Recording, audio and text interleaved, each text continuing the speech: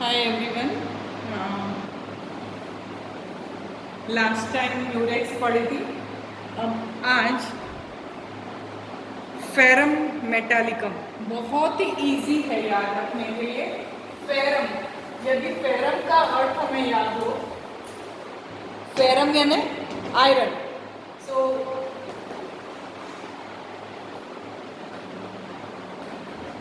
Ferrum iron की deficiency से क्या होगा? सो 1 पॉइंट एनीमिया, खून का कमी हो जाता है, ऐसा बोलेंगे लोग, है ना। हीमोग्लोबिन कम हुआ, that we call it is anaemia. Then लोहे को बाहर रखो, कैसा होगा? लोहे में जंग लग जाएगा।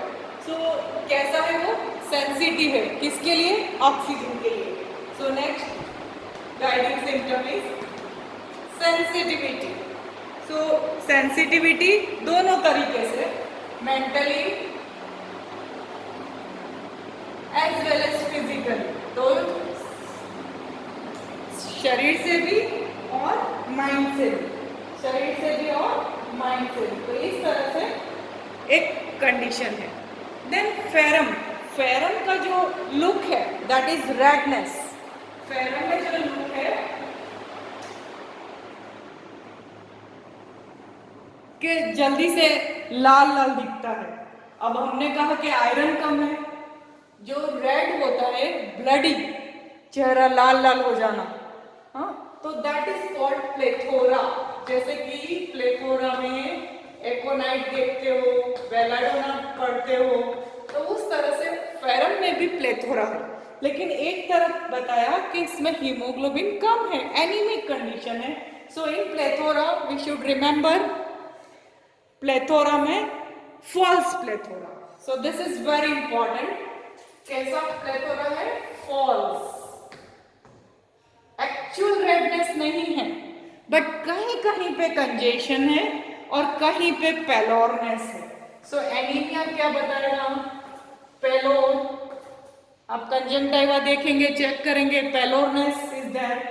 सो with pallorness there is congestion and that is what plethora. So pelorness plus congestion, pelorness plus congestion. Congestion means जहां पर भी फर्स्ट स्टेज ऑफ इन्फ्लामेशन होगा वहां कंजेशन होगा। So pallorness with congestion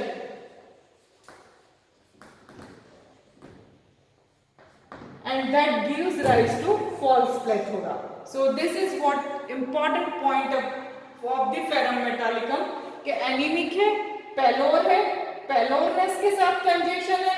we can say that this is ferrum first में जैसे पढ़े थे कि first stage of inflammation aconitum, belladonna, veratrum viride की तरफ फर्स्ट स्टेज ऑफ इन्फ्लामेशन में ये मेडिसिन यूज होती है। So this is ferrum metallicum. तो की सिम्टम्स ऑफ फेरम मेटालिकम में याद रखेंगे, that is anaemic and false plethora, congestion is there. Next point sensitivity, sensitivity,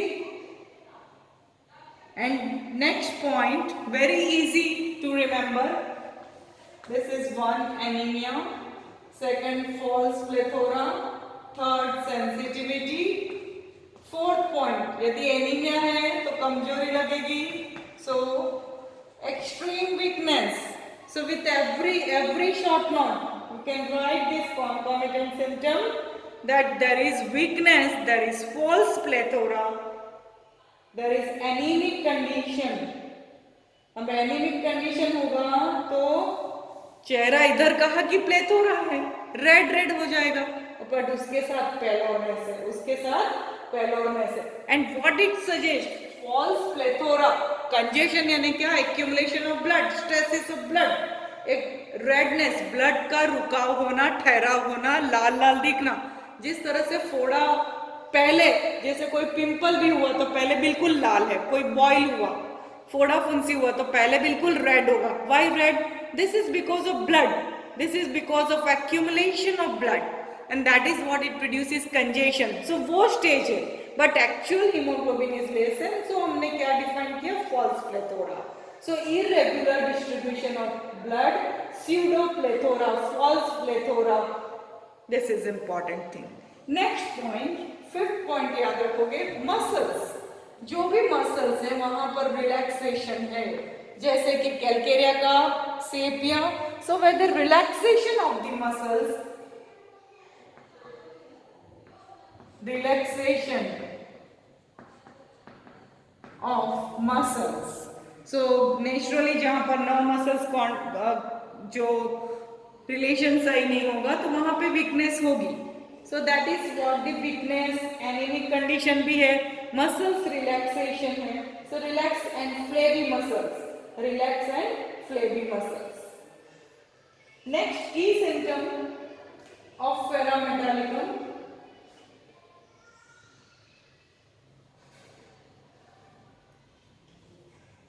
इसको कोई भी ओपोज करे तो आज हम सिर्फ की सिम्टम्स देखेंगे पैरामेटालिकम के.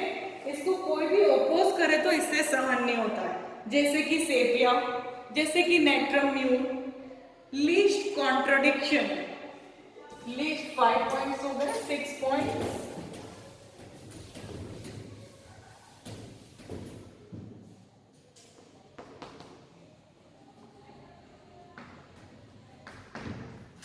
Point worse by least. Least माने थोड़ा सा भी, उसको राइट जाना है, कोई बोल नहीं सकता है लेफ्ट जाओ. Least contradiction, least contradiction. Contra माने ऑपोजिट, थोड़ा सा भी ऑपोजिट नहीं बोल सकते. So least contradiction that aggravates the complaint, और पूरा उसको गुस्सा सहन नहीं कर पाएगा. So least contradiction aggravates. Also like natrum mur, 6 point, 7 point. Natrum mur nux vomica में जैसे पढ़ते हो, इसको भी चिड़चिड़ापन है, एनीमिक है, कमजोरी है, मसल्स रिलैक्स है, फॉल्स प्लेथोरा है, सब इंग्रेडिएंट्स सही नहीं है बॉडी में, और वहां इसकी वजह से इसको चिड़चिड़ापन भी ज्यादा है. सो इरिटेबिलिटी. नेक्स्ट पॉइंट बड़ा इजीली याद रख सकते हैं, वर्टाइगो, चक्कर आ रहा है, और चक्कर में मेनली याद रखेंगे पानी बहता हुआ, flowing water, flowing water. Vertigo, देखो vertigo, weakness, anaemic condition, false plethora, सब एक साथ जुड़े हुए हैं. So vertigo mainly looking, vertigo mainly looking at flowing water. So कहता है मेरे को पानी बह रहा है, तो looking at flowing water.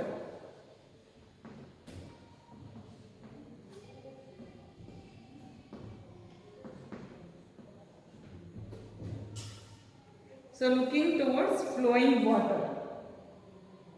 Haemorrhagic diathesis हम लोग पढ़े थे फॉस्फोरस में. So next point, haemorrhagic diathesis. बहुत जल्दी ब्लीडिंग होता है, हेमरेजिक डायथिसिस. डायथिसिस माने डिस्पोजिशन, प्री डिस्पोजिशन. जरूरी नहीं है वो कंप्लेन हो, लेकिन ऐसा हो सकता है. Haemorrhagic diathesis with bright red blood, with bright red blood and which coagulates easily. Hemorrhagic diathesis with bright red blood. Next guiding symptom, हमने बात किया कि मसल्स रिलैक्स है.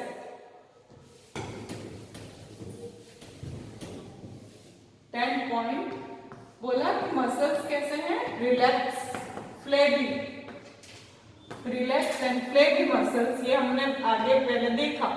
So the muscles of stomach is affected, and इसी की वजह से जो खाना खाने के बाद हमें लगता है कि पेट भर गया, but the feeling of satiety is not there and there is a presence of hunger. तो इसको भूख भी बहुत लगती है. ब्रायोनी आप लोगों को याद है, canine hunger with loss of appetite.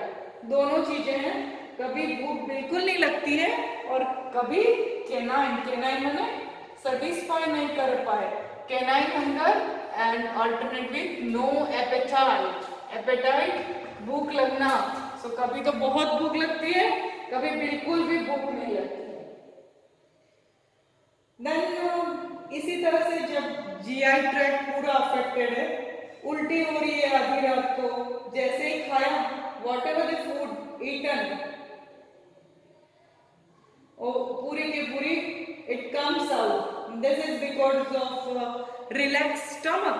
तो पूरा खा रहा है खाना बट उसके बाद उल्टी हो रही है. So vomiting as soon as food is taken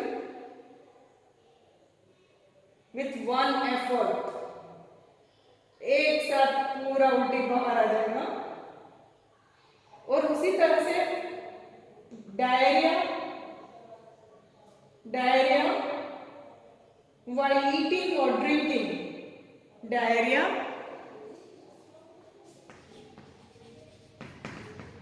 so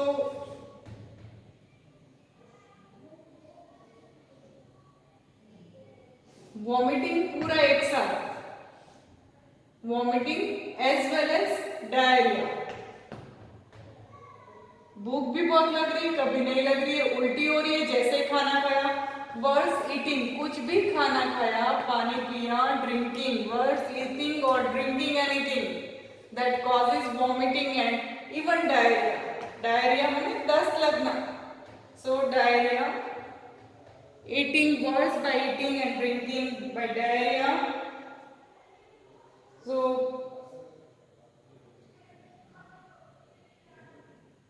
और जैसे ही धीरे धीरे चलेगा तो he feels better by rubbing also. Walking slowly gives relief and worse during night time. One another characteristic and key symptom, that is cough only daytime. Cough during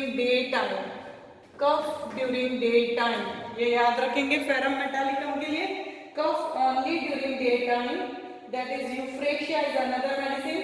Relieved by lying down and relieved by eating.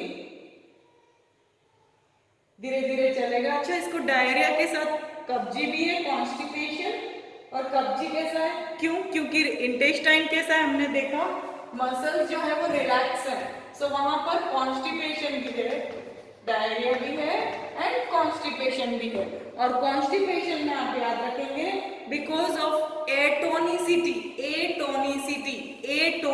Atony मतलब tone नहीं होना. Atonicity of intestine.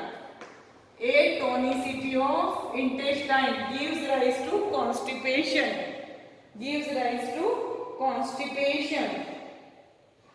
अब वो जाएगा भी पर stool साफ नहीं होगा बिकॉज पेरिस्टाल्टिक एक्टिविटी प्रॉपर नहीं है.